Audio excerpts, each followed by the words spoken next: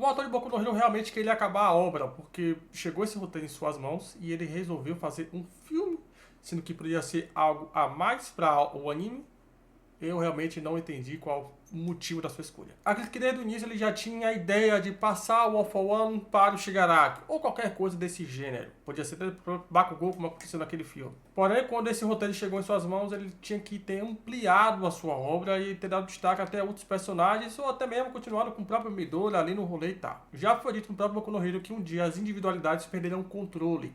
E isso pra mim significa o futuro de Boku no Hero. Mas aparentemente não vai ter realmente mais nada e vai ser somente aquele anime agora que tá tendo, My Heroes Vigilantes. E nada pro futuro da obra ou qualquer coisa do gênero, até porque se fosse ter o futuro da obra, ia ter com Midori usando a armadura em vez de ter o próprio One for All. Eu tenho a sensação que Boku no Hero não enrola pra fazer seus arcos. Então ter colocado mais um arquinho aqui pra mim não ia atrapalhar em nada e ainda deixava em aberto pro futuro. Não sei se vocês vão curtir esse tipo de vídeo, mas eu vou fazer aqui basicamente um roteiro para o que poderia ser Boku no Hero. E eu quero que vocês me digam se vocês acham ruim, se vocês acham bons. E é baseado basicamente no filme e no que o próprio Boku no Hero já foi dito, tá ligado? Um grupo chamado Romarais acredita que as pessoas com individualidade trarão a destruição do mundo ao perder o controle. Com isso, ele lança bombas com uma substância capaz de matar aqueles com individualidade. Heróis do mundo todo se ajuntam numa coletiva para poder resolver a situação. Star and Strip também está aqui, tendo um pouco mais de destaque também para ela. Eles invadem bases por todos os lugares em busca da Trigger Bomb. Um doutor sequestrado da Romarais consegue escapar e ele é perseguido por Berus, com a individualidade de arcos longos. Ela quer pegar a maleta com uma chave. Por estarem agenciados, Midori, Todoroki e Bakugou acompanham o Evo.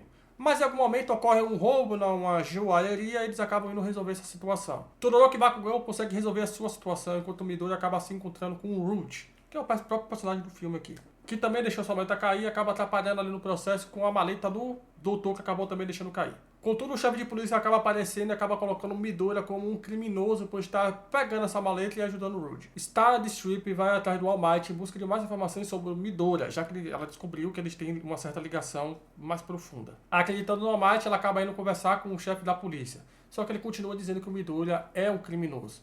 Ela então entra numa sinuca de bico e agora ela tem que decidir qual lado que ela vai ficar. Do All Might, que ela confia bastante, ou da polícia. Além de outros heróis que são colocados também para ir atrás do próprio Midori. Alguns heróis do Japão são contra essa notificação, já que conhecem o Midori e sabem como é a índole do cara. Então eles acabam perdendo sua licença e eles acabam criando um grupo à parte para poder resolver essa situação, que é basicamente aquele grupo da Shira Sakai, mas o colégio A. Midori então continua fugindo. Ele não quer contratar os heróis porque ele tem receio de que se fizesse isso poderia causar uma guerra entre eles. Contudo, ele acaba mandando mensagem para o próprio All Might, porque ele sabe que mesmo que o chefe da polícia acabe pegando a mensagem que ele mandou para o All Might, ele não ia falar nada para o próprio All Might, não ia prender qualquer coisa do gênero, porque ele é um símbolo da paz.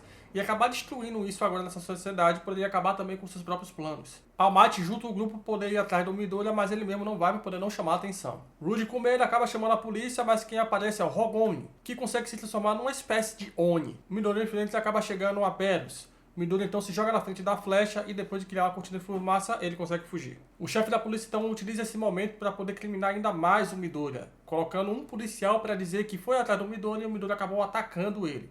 Claramente esse cara está sendo controlado por alguém que tem um controle de mentes, ou algo do gênero. Ele então utiliza esse momento para dizer que alguns heróis estão ajudando o Midori e acabam colocando no telão. Endeavor, a agência Natiai, a agência Fat Gun, a agência Rikyu, Rock Lock, e por isso eles serão vigiados agora e não poderão mais participar da missão contra os Romarais. Midori e Rude chegam a uma fronteira. Novamente são atacados, mas dessa vez pela equipe toda da Romarais. Berus, Leviathan, Rogoni, Serpentes, Sidero e alguns outros raros. Gente, se eu falar os nomes errados, tudo beleza.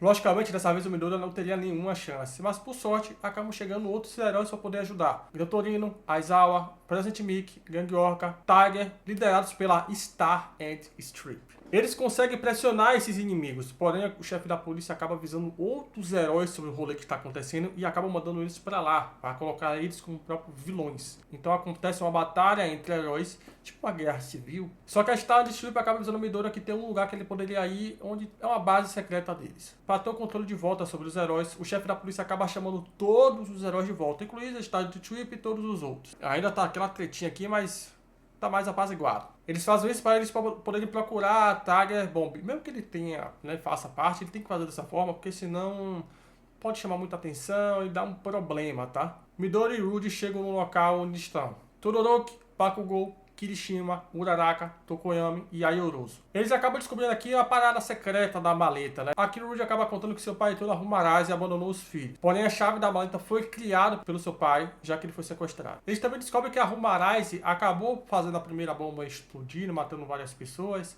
para poder chamar a atenção dos heróis e reunir em vários lugares. Mas esses heróis continuam nesses lugares e precisam continuar lá para poder pegar essas bombas e tirar de lá. Porque mesmo que eles fujam e consigam sobreviver, todo mundo vai morrer, pô. Os pivetes conseguem controlar o Might e avisam que sabem a localização da base principal. Mas os heróis não podem ir para lá porque eles estão ainda procurando as bombas. Eles não podem sair de lá de jeito nenhum. Além disso, vilões aparecem para poder atrapalhar. Midori, Todoroki, Bakugou, Kirishima, Uraraka, Tokoyami, Ayoroso e Rude vão no helicóptero para a base da Rumarazi. Eles vão tendo suas batalhas aqui, basicamente como acontece no filme. Logicamente que alguns personagens aqui não estão, né? Mas cada um vai tendo suas batalhas, até que Midori vai enfrentar o Flat Turn e ele acaba derrotando ele. Contudo, depois de desativar as bombas, Flat Turn chama um grupo. Ele acaba ligando para alguém e o doutor responde. Flat Turn acabou convidando a união de vilões para poder se juntar ao seu plano, para que eles possam viver nesse novo mundo. Contudo, o doutor avisa que ele nunca fez parte desse plano. Na verdade, ele enganou o Flat Turn para que o Shigaraki tivesse tempo suficiente para poder se tornar tão poderoso como ele foi. Na verdade, eles nunca iam conseguir concluir o plano deles, já que tinha alguém da União de Vilões lá o tempo todo, pronto para desativar todas as bombas, já que eles também não queriam morrer de jeito nenhum, né? No fim, todos são presos e começa a temporada da União de Vilões. Assim eu acho que poderia ser. O anime acontece do jeito que aconteceu, porém no final, depois de derrotar Shigaraki, Midori continua apenas com One for All. Midori então se torna o herói número 1, como todo mundo queria que ele fosse. Porém, ele ainda arruma um tempo para ser professor. Quando Midori já tem 50 anos, ele decide passar o One for All para alguém. Então ele acaba encontrando 2 alunos que têm um pensamento muito heróico. Um deles tem a individualidade muito roubada, que é parte daquelas individualidades que perderiam o controle, tá ligado? Já o outro tem uma individualidade mais suave. Tipo assim, ele é o rebaixado da equipe ali, da turma, tá ligado? Por conta dessas individualidades estarem tão poderosas, os grupos de vilões começam a aparecer. Então Midoriya começa a pensar em passar o quanto antes a individualidade dele. Midoriya tem várias batalhas contra esses vilões e ele percebe que realmente as individualidades estão ficando cada vez muito mais perigosas. Então, analisando os 2 alunos, ele percebe que os 2 têm bons corações, mas ele acaba passando para aquele que tem a individualidade mais forte, porque assim seria possível dele acabar derrotando os outros vilões, enquanto o outro teria muito mais dificuldade. Esse aluno com o poder agora do One for All acaba sendo um herói que todo mundo aclama. Ele sai derrotando o vilão aqui e ali, só que acaba passando por uma perda, que aí eu não vou dizer qual a perda, qual o roteiro, pode ser a morte de um pai, de uma mãe, por um vilão ou qualquer coisa do gênero. Então ele acaba fazendo sua vingança e ele acaba derrotando esse vilão.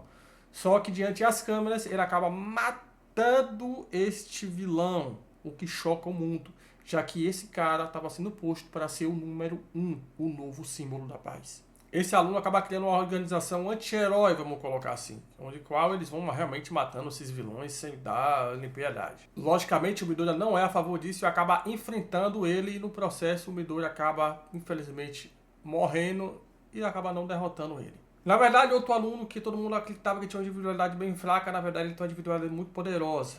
Meio que um Shigaraki. Eu sei, é só pra praticamente inverter a situação.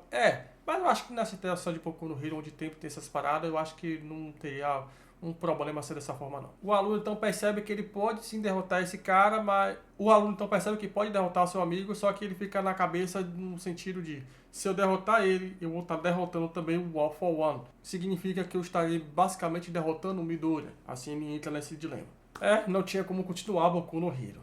Eu fiquei sem entender porque realmente largaram de mão, ou se realmente tem um plano para fazer Boku no Hero futuramente. E aí coloca pelo menos daqui a 200, 300 anos, porque aí dá a desculpa que todos os outros realmente morreram. Nem a Eri, por exemplo, tá viva, nenhum dos outros estão vivos, tá ligado? Morreu todo mundo e vai participar com nova galera nova, e aí pode ser que a gente goste, né? Mas se for colocar tipo daqui a 50 anos com esses personagens mais velhos e o Midori usando armadura, eu vou odiar. Como o One for All e o All for One são o tema da parada de Boku no Hero, com um fora da jogada e o outro ainda ativo, eu acho que dá pra continuar assim a obra sem nenhum problema. Fazendo assim, depois no final, realmente acabar com o One for All e acabar com essa parada, e aí Boku no Hero também não ia ter mais nada. Talvez durante esse processo eles acabam arrumando uma maneira de ter o controle sobre individualidades, ou alguém com a individualidade de poder retornar a individualidade para ficar mais calmo, ou qualquer coisa do gênero, assim não tem mais problema sobre isso. Poderiam fazer dessa forma também. A única obra que está lançando de Boku no Hero é My Hero Academy Vigilantes, no qual eu não estou vendo ninguém falar nada sobre. Eu já vi as animações aqui e ali, eu achei até interessantezinho, talvez eu faça um review, vou depender de se eu vou gostar ou não. O que eu acho que esses caras tinham que parar de pensar em fazer algo inovador. Ai, vamos botar pro cara perder a individualidade dele, cara. Não precisa fazer nada inovador, não. Faz o fanservice mesmo e dane-se, tá ligado? Tipo, deixa pros caras que tem obra pequena fazer coisa inovador, obra grande faz fanservice, que é o que a gente quer, tá? Se quiser botar alguma coisa novinha ali e tal, beleza, mas, pô, mano, fazer o Midori ter perdido o One for All, eu entendo, não é que eu odiei o final, eu faço parte dos 10% ou 1% que gostou do final, né, e gostei da ideia e tal.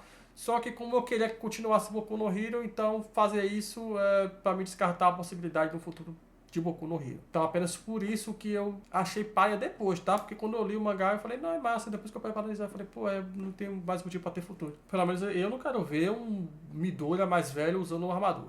Esse é o fim do vídeo. Eu não sei se eu pedi, mas se eu não pedi, o like, comentário, se inscreva, sininho, isso ajuda bastante. O canal tá crescendo devagarzinho e é isso aí. Valeu, um beijo.